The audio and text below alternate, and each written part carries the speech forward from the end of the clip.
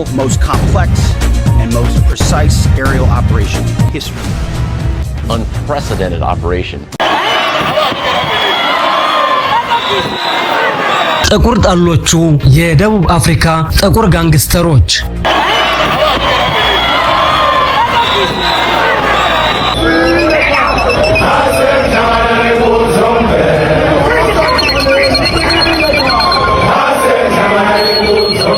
የኢትዮጵያው ጓድ ኮሎኔል መንግስቱ ኃይለማርያም ቅር የተሰኙበትና ኔልሰን ማንዴላ ያላሳኩት የደቡብ አፍሪካ ጥቁሮች ነጻነት ጉዳይ ወደፊቷ ሳውዝ አፍሪካ ከማንዴላ ጋራ መያያዟን ተጠራጥራለሁ። ሳውዝ አፍሪካ for South Africans!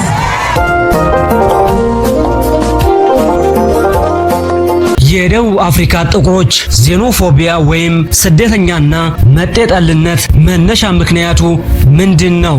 You look at the whole of South Africa, corner to corner, even in the villages, is the sponsorship of the Ethiopians and Somalians. ከኤምባሲ መግለጫ ያላለፈው የኢትዮጵያ መንግስት ዝምታና የኢትዮጵያውያን አሰቃቂ ግድያ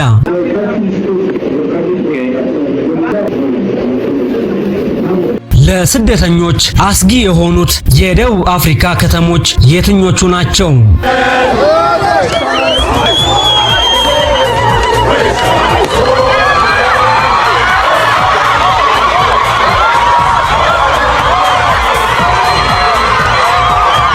በኢትዮጵያውያን ስደተኞች ላይ የደረሰው አሰቃቂ ግድያና ኢትዮጵያውያን ማድረግ ያለባቸው የጥንቃቄ እርምጃዎች የሞትና የሽረት ውሳኔ ማለት። ስለዚህ በአንድ ቀን ውስጥ ይሄንን ነገር ማስቆም አቅም አለን፣ ከምንም በላይ አቅም አለን። የሚያደርሱብንን ጉዳት አያችሁ። ሁሉንም ነጥቦች በትንታኔ እናቀርብላችኋለን። የአዲስ ፎከስ ሚዲያ ቻናላችንን ላይክ፣ ሼር እና ሰብስክራይብ በማድረግ እስከ ፕሮግራማችን ፍጻሜ እንድትከታተሉም በአክብሮት እንጋብዛለን። Subscribe Addis Tikere Media's YouTube channel and get the details. ዓለምን በአዲስ እይታ ይመልከቱም። See the world through a new perspective. እውነትን በመረጃም ትንተናን በእውቀት ኢትዮጵያ Addis Ababa! ደቡብ አፍሪካ የነጻነት ትግል አጋሮቿን ከዳች። Who trained Mandela? Emperor Haile Selassie, the reactionary, trained Mandela, the revolutionary.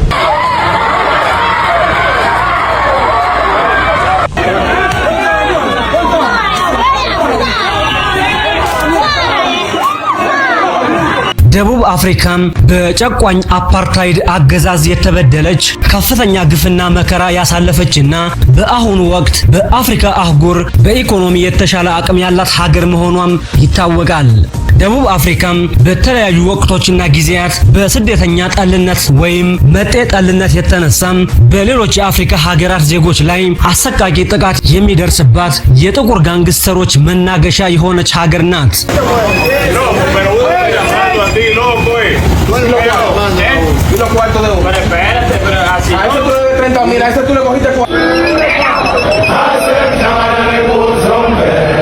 ደቡብ አፍሪካውያን በነጭ አፓርታይድ አገዛዝ ስር በባርነት ሲገዙ የነበሩና በሌሎች አፍሪካውያን ትብብርና አንድነት በተለይም በኢትዮጵያ ከፍተኛ እገዛ ነጻነታቸውን ያገኙ ህዝቦች ናቸው። የኢትዮጵያው ጓድ ኮሎኔል መንግስቱ ኃይለማርያም ቅር የተሰኙበት የደቡብ አፍሪካ ጥቁሮች ነጻነት ጉዳይ የአፓርታይድ አራማጆች ነጮቹ እና በእንዲህ አይነት ሁኔታ ከነሱ ጋር መኖር አለብን ወይ? እና ደግሞ አሁንም ደግሞ የሀብቱ ክፍልና የኑሮ ሁኔታ ደግሞ እንደዚህ መቀጠል አለበት ወይ? ማንዴላ የሚታሰቡበትና የሚከበሩበት የ27 ዓመት እስር ብሎም ደግሞ ነጻነት የማምጣቱ ጉዳይ ተጠበቀ ሆኖ ዛሬ ነጻነት አለ ብለው ብዙዎቹ አምኑ። ስቲል ሁሉም ነገር የነጮች ነው፣ ተወላጁ ስፍራም ቦታም የለውም ብሎ ስለሚታመንና ይሄ ደግሞ እውነት ስለሆነ ወደፊቷ ሳውዝ አፍሪካ ከማንዴላ ጋራ መያያዟን ተጠራጥራለሁ። በናስተያየት በአንድ ወቅት በኢትዮጵያ በሆለታ ወታደራዊ ስልጠናና ድጋፍ እንዲሁም የኢትዮጵያ ፓስፖርት በመስጠት ጥበቃ የተደረገላቸው የደቡብ አፍሪካው የነጻነት ታጋይ ኔልሰን ማንዴላ በደርግ ዘመነ መንግስት ኢትዮጵያን ሲጎበኙ የኢትዮጵያ መሪ የነበሩት ጓድ ኮሎኔል መንግስቱ ኃይለማርያም የደቡብ አፍሪካውያን ነጻነት ጉዳይ ጥቁሮች የመሬት ባለቤትና የሀገሪቱ የኢኮኖሚ ተጠቃሚ እስካልሆኑ ድረስ ነጻነታቸው የተሟላ እንዳልሆነ ለኔልሰን ማንዴላ በግልጽ እንደነገሯቸውም ይነገራል። ይህ የኮሎኔል መንግስቱ ሐሳብ ትክክል እንደሆነና ጥቁር ደቡብ አፍሪካውያን መሬት አልባና የኢኮኖሚ ተጠቃሚነት የሌላቸውም ሆነው እስከዛሬም ቀጥለዋል። የደቡብ አፍሪካውያን ጋንግስተሮች የመጤ ወይም ስደተኛ ጠል ዜኖፎቢያ መነሻ ምክንያቶች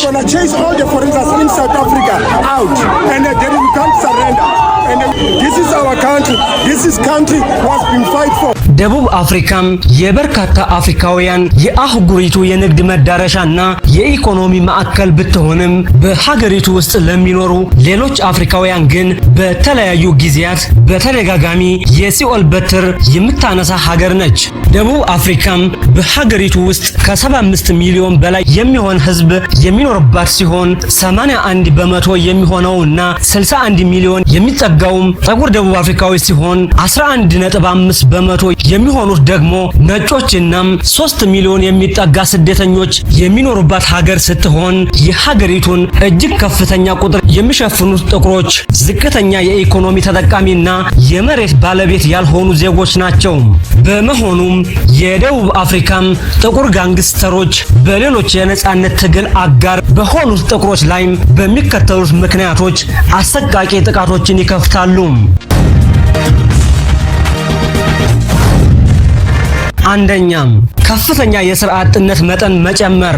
በሀገሪቱ ውስጥ ያለው የሥራ አጥነት መጠን ከ32% በላይ በመድረሱ የውጭ ዜጎች ስራችንንና የሥራ ዕድላችንን ወሰዱብን በሚል የተሳሳተ አመለካከት መያዝ። The economy of this country is enjoyed by foreigners. You look at the whole of South Africa, corner to corner, even in the villages, is the sponsorship of the Ethiopians and Somalians.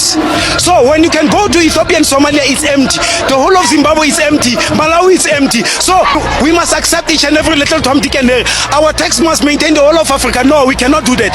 Go back to your country. You destroy your country. You come to South Africa to destroy your country. ሁለተኛም የኑሮ ውድነት። በሀገሪቱ ያለው የኑሮ ውድነት መሬት አልባ ለሆነው ከፍተኛ ህዝብ ቁጥር ለሚሸፍነው የጥቁር ማህበረሰብ ለከፍተኛ የኑሮ ጫና መዳረጉም። All of you joined forces together against Zimbabweans. What's wrong? No, they are taking our jobs. Why?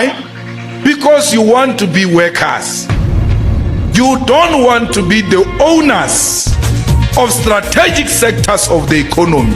All you are fighting for is jobs. ሶስተኛም የመርዘኛ አክቲቪስቶች ቅስቀሳም።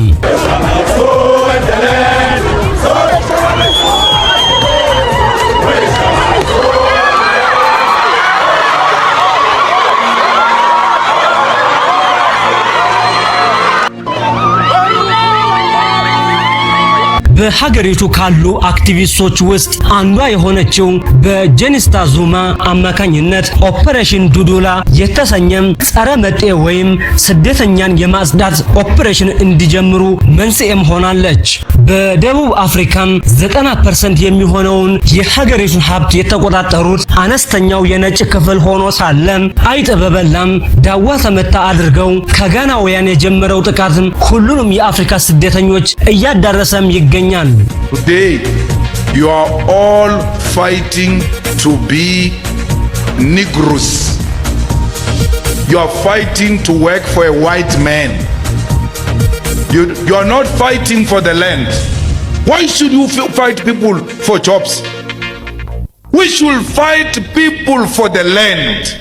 And that we want our land, because with our land we will not be workers, we will be the owners of the land, and we will produce for ourselves and for all. ከኤምባሲ መግለጫ ያልተሻገረው የኢትዮጵያ መንግስት ዝምታም።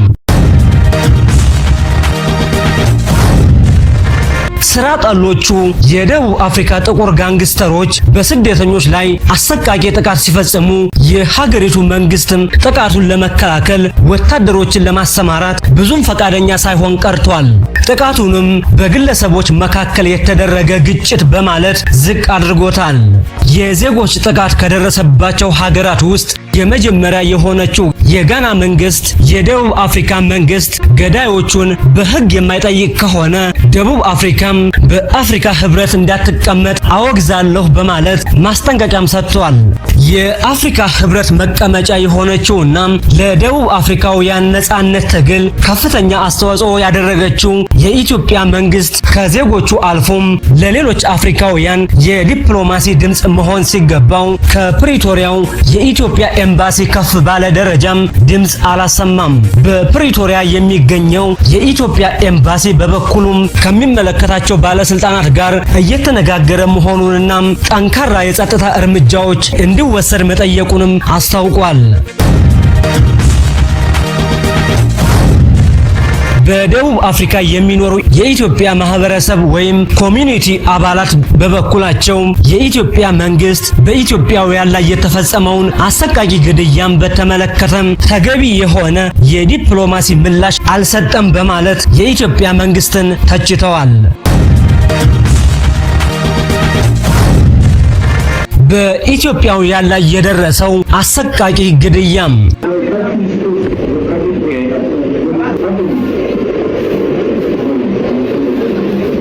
በደቡብ አፍሪካም በህጋዊ የሥራ ፈቃድ ያላቸውንና የሌላቸውን ስደተኞች ጨምሮ በአጠቃላይም ከ100 ሺህ እስከ 150 ሺህ የሚጠጉ ዜጎች እንደሚኖሩም ይገመታል።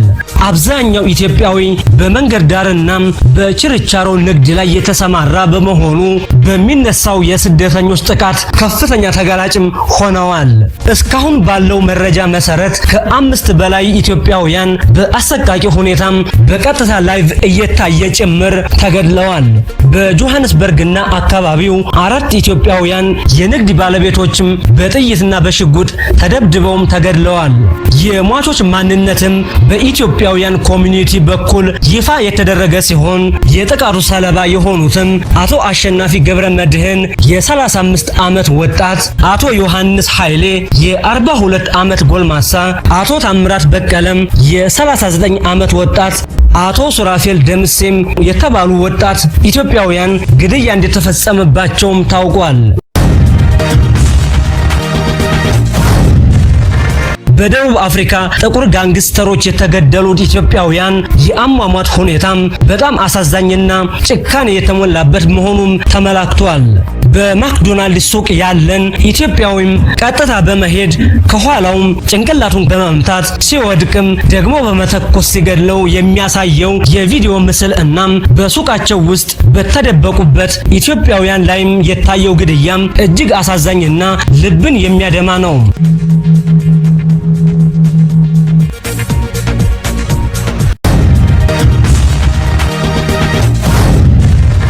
ለስደተኞች አስጊ የሆኑ ቀጠናዎች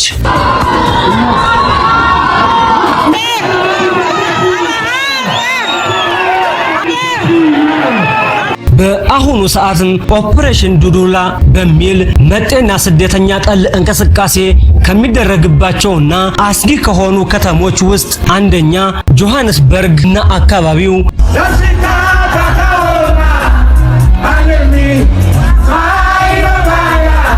ሁለተኛ ኩዋዙሉ ናታል በኡክሆዚ ኤፍኤም እንዲሁም በደርባን ሰሜናዊ ክፍል እናም በሌሎች የኦፕሬሽን ዱዱላ እንቅስቃሴ ባለባቸው አካባቢዎች የስጋት ቀጠናዎች ናቸው።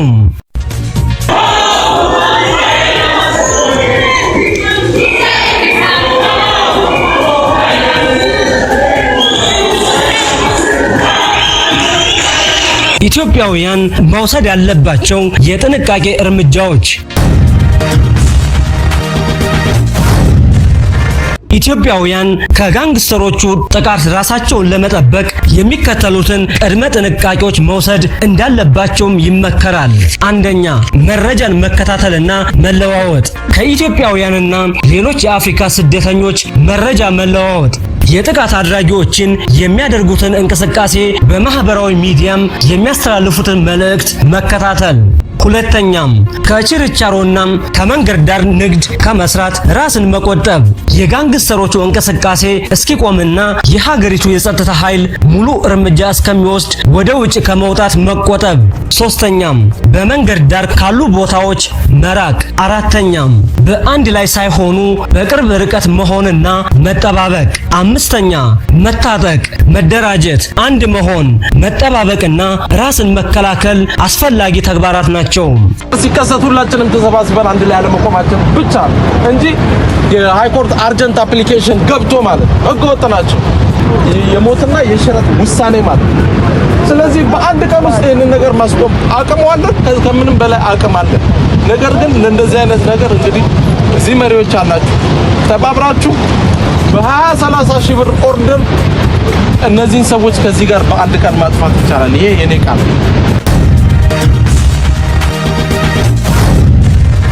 ውድ የአዲስ ፎከስ ሚዲያ ተከታታዮች በጋንግስተሮች ጥቃት ለደረሰባቸው ኢትዮጵያውያንና አፍሪካውያን መጽናናትን እንመኛለን።